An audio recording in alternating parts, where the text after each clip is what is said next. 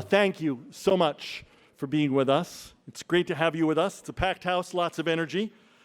I'm Jim Stergios, Executive Director of Pioneer Institute. It is my great, great pleasure to welcome you to the 2019 Lovett C. Peters Lecture, named in honor of our founder, Pete Peters. If I could ask you, I just told you to sit down, and I am a contradictory guy, so I'm going to ask several folks to stand up. Pioneer board members, would you please stand up?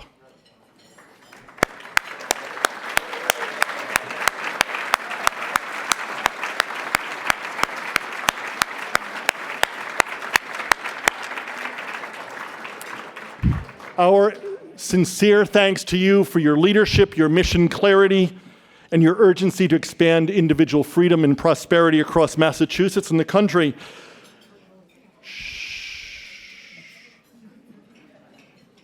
Listen, I'd also like to thank our sponsors for tonight's event. This event has been made possible by the following individuals: Steve and Jane Aiken, David and Arissa Boyd, Seal and Bill Hicks, Bruce and Holly Johnstone, Mary Myers-Coppola. Please give them a hand.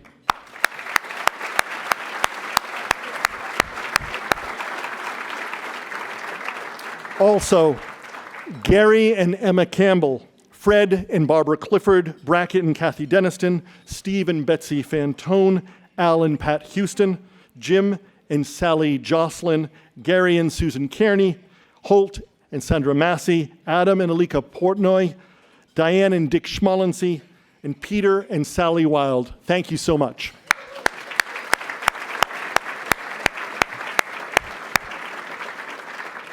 So at the table over here, I just want to recognize a couple of individuals. Kendra Espinoza, please stand up just for 1 second, please, and your lovely children. That one deserves a woohoo. Woo! And I'd also like to recognize Erica Smith of the Institute for Justice, an incredible organization that does great work around the country, a great partner. Thank you.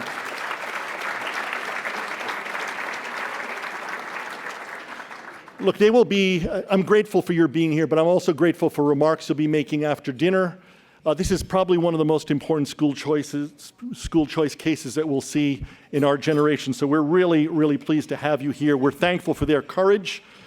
They could end up helping hundreds of thousands, if not millions of children. That's not a small thing. To George Will, thank you very much. The warmest Pioneer welcome. Pioneer's founder, Pete Peters, was a terrible fan. He would watch you every week and talk to me about you, and I'm really grateful that you're among us at this time, and especially with important things like school choice in the balance around the country. These are important issues, and over decades you've done excellent work. I always think of you as a master educator, educating the public for citizenship and modeling every Sunday morning when we used to watch him, or in his columns, modeling how we debate when we have differences among ourselves. And we do have differences among ourselves. And it doesn't always have to be war. I'd like to think there's a kinship between us with your interest in rigorous academic research, sound public policy, and a commitment to excellence in education, your grounding in principle, and your deep love for what is an excellent, extraordinary country. Your voice is much needed today, it was yesterday, and it will be tomorrow. On Pioneer, our charge is pretty simple. It's to advance real change, change that has tangible, empirical results for people from which other states in our country can draw from. Think about education, what this organization's done to rise from a middle of the pack to the very top in the country. Think about having the best charter schools in the country by far. When you think about Boston, our Boston charter schools deliver 22 months of education in English and math in a 9-month period. There's a lot to celebrate there, but we are so far behind. The DC vicissitudes and gridlock can, yes, be a problem, but as Mr. Will has underscored, it can also be a feature, not just a bug. Enduring change starts with the states, with our ability to experiment and to innovate. Now, this lecture, the Peters Lecture, is a thank you to our closest friends, an opportunity to recognize extraordinary individuals, and a time to report back to you. So let me report back to you on this past year. I will share a handful of our successes, only a handful, and then I'll share what our future is going to look like. So in this past year, 2019, Pioneer proudly supported the Espinoza case and supported the work of the Institute for Justice. We filed 2 amicus briefs, raised the awareness of the issue, and are building a coalition to take steps after what we hope is the right decision. Our national school choice media campaigns went viral, including our documentary film, Big Sacrifices, Big Dreams, which was viewed by hundreds of thousands of individuals in key states. This one is an important one.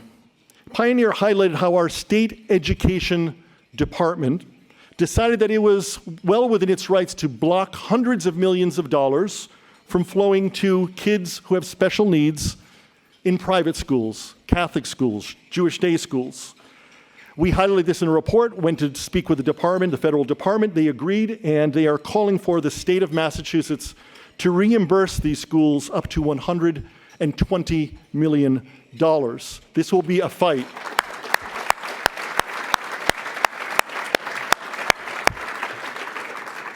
That's all because of the so-called Blaine amendments, by the way.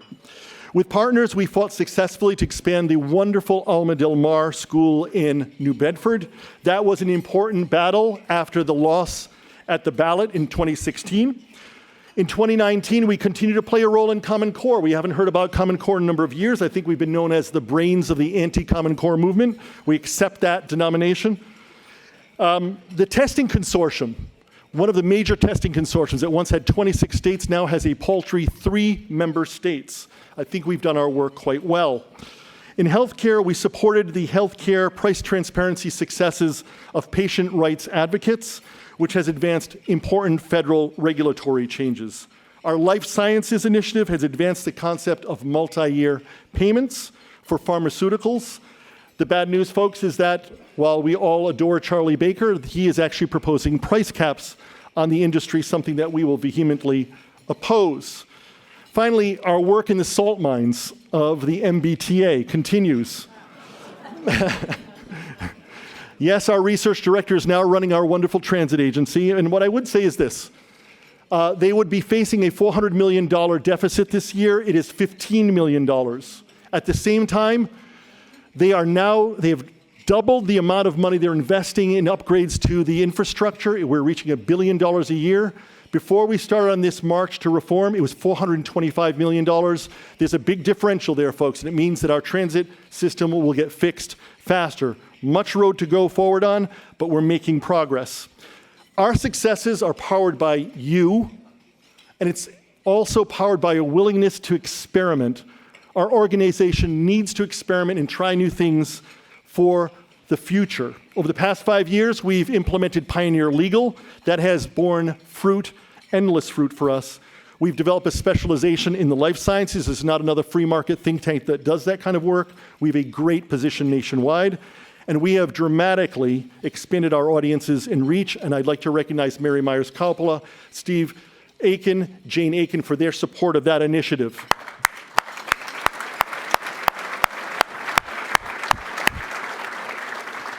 So January 2020 is right around the corner. Our highly engaged board moves to approve a new strategic plan.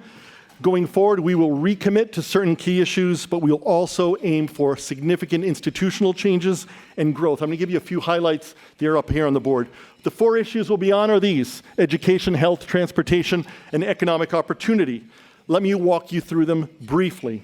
In education, it will remain our top issue. 50% of our resources will continue to go to education.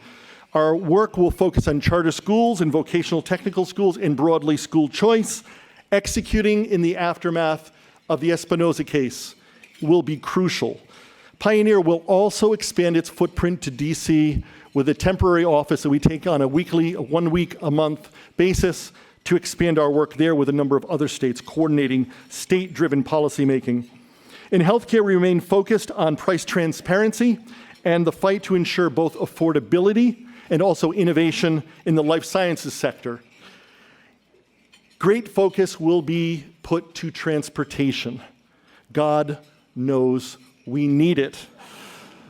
But this is not just public, this is public and private, making sure that we have a place for private new market entrants to help solve the problems. Our final practice area, economic opportunity, will focus on opposing the graduated tax, the graduate income tax, and massively upgrading our ability to provide on-demand information about business trends in Massachusetts and beyond to the media, policymakers, and industries. This is an exciting one for us. If any of you would like to talk about it offline, way too much detail. Look, this is a team effort, and you are all critical players. In the coming years, we will be doing some big things to change the organization. The Better Government competition will be transformed into a hackathon with much younger participants. We will grow Pioneer Legal, and we'll also emphasize direct communications with new audiences.